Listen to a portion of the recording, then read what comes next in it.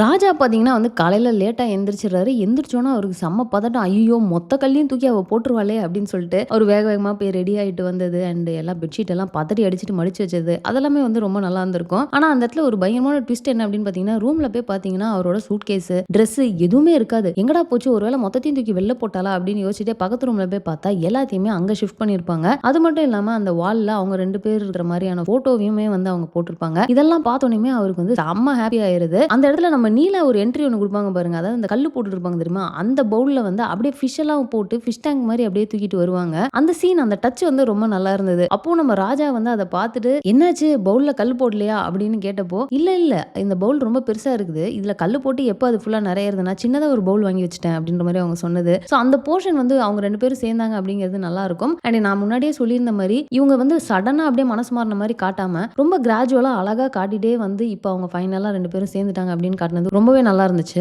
சரி ஐரா வந்து இந்த ட்ரக் பெட்லிங் ஆக்டிவிட்டி மாரி தான் என்னமோ பண்றான் அவன் அப்படிங்கிறத கண்டுபிடிச்சிடுறாங்க இல்லையா? ஸோ கரெக்ட்டா நம்ம ராஜாவோட முரளியோட ஃப்ரெண்ட் வினோத்த உள்ள கூட்டிட்டு வந்தது ஒரு சூப்பர் மேட்டரா இருந்தது. ஸோ அவரு அங்க போயிட்டு அவர் அந்த வேலை வேணும் அப்படின்னு கேட்கிற மாரி கேட்டு டீமா இருந்து இவங்களுக்கு எல்லா இன்ஃபர்மேஷனையும் வந்து அனுப்புறது, லைவ் லொகேஷன ஷேர் பண்றது அப்படின்னு சொல்லிட்டு அவங்க போட்ட பிளானிங் நல்லா இருக்கும். இன்னும் சொல்ல போனா அந்த லைவ் லொகேஷன ஷேர் பண்ண சொல்றப்போ போன அவனுங்க வாங்கி வச்சுப்பாங்க. என்னடா பண்ண போறான் அப்படின்ற மாரி நமக்கே ஃபீல் ஆகும். ஆனா அதே மாரி ஒரு சைடு ஸ்வென்சி பாத்தீங்கன்னா ஐராவ ஃபாலோ பண்ணிட்டு இருக்கும்போது பாதியிலே வந்து அவங்க மிஸ் பண்ணிட்டேன் அப்படின்னுவாங்க. அண்ட் நம்ம ஜீவா பாத்தீங்கன்னா எல்லாத்தையும் கரெக்ட்டா பண்ணிட்டு இப்போ அவங்கள ஃபாலோ பண்ணு அப்படிங்கிறப்போ ஐயோ என்கிட்ட சைக்கிள் தான் சார் இருக்கு அப்படின்னு சொன்னது. இதெல்லாமே ரொம்ப நல்லா கொண்டு வந்திருந்தாங்க. பேக் டு பேக் ராஜா வந்து எந்த அளவுக்கு வந்து பிரஷர் ஆகுறாரு. எல்லாமே கை விட்டு போற மாரி இருக்கேடா. எப்படி நம்ம வந்து அவன பிடிக்க போறோம் அப்படிங்கிற மாரி அந்த டென்ஷன் வந்து சூப்பரா காட்டியிருப்பாங்க. அண்ட் கரெக்ட்டா அந்த நேரத்துல தான் நம்ம வினோத் போயிட்டு அந்த லைவ் லொகேஷன வாட்ச்ல இருந்து அனுப்புற மாரி நடுவுல காட்டுனது. ஸோ என்டையர் இந்த சீக்வென்ஸ் நல்லா பரபரப்பா ஒரு மாரி சஸ்பென்ஸா வந்து கொண்டு போனது சூப்பரா இருந்தது. அண்ட் ஃபைனலா பாத்தீங்கன்னா முத்துப்பாண்டி டீமோட வந்து இறங்குனோம்னா ஐரா செமையா டென்ஷன் ஆகி முத்துப்பாண்டி அப்பவும் மரியாதை இல்லாம பேசுவாரு. உன் சோழிய முடிக்கிறேன்டா அப்படின்ட்டு கன் எடுத்துட்டு வந்தோனே முத்துப்பாண்டி பாத்தீங்கன்னா நேரா அப்படியே நெத்தி பொட்டுல வந்து சுட்டு ஐராவை வந்து காலி பண்ணிரு. இது ரொம்பவே அன்எக்ஸ்பெக்டடா இருந்தது எனக்கு. ஐராவை போட்டு தள்ளுவாங்க அப்படிங்கிற மாதிரி நான் யோசிச்சு கூட பார்க்கல. அந்த இடத்துல ராஜா பாத்தீங்கன்னா பயங்கரமா டென்ஷன் ஆயிட்டு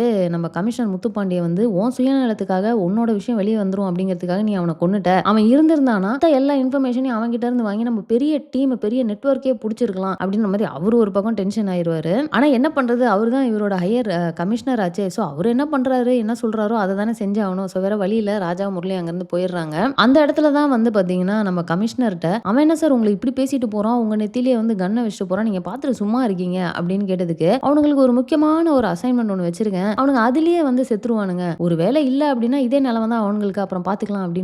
தெரிஞ்ச விஷயம் தானே நம்ம முத்துப்பாண்டிய பத்தி, அவர் இந்த மாதிரி வேலை தான் பாப்பாருன்னு அதுக்கேற்ற மாதிரி வேலை தான் வந்து பண்ணி வச்சிருக்காரு. ஸோ அது என்ன அசைன்மெண்ட் அப்படிங்கிறத நம்ம பார்ப்போம். ஸோ இந்த சீசனோட வில்லன் ஐராவை வந்து முடிச்சிட்டாங்க. ஸோ நெக்ஸ்ட் சீசனுக்கு புது வில்லன் என்ட்ரி இருக்கும் அப்படின்னு நினைக்கிறேன்.